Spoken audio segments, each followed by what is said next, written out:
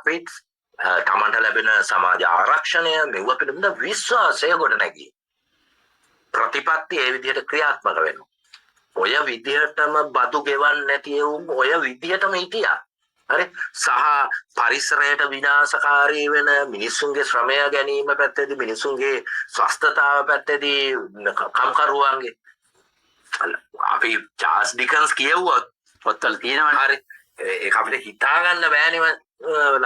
දැන් මේ අවුරුදු 16ක් උපරිම ආයුෂ වෙච්ච මිනිරන් කම්කරුවෝ ගැන ආකර කම්කරුවෝ ගැන අපි අහලා තියෙනවනේ. අවුරුදු 16 පරම ආයුෂ.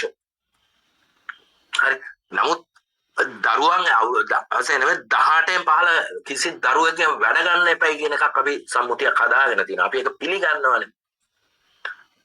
ක්‍රියාත්මක නොකරන දැන් තියෙන්න පුළුවන්. ඉතින් දැන් මේක ඇතුලේ එහෙට විශ්වාසයක් තියෙනවා.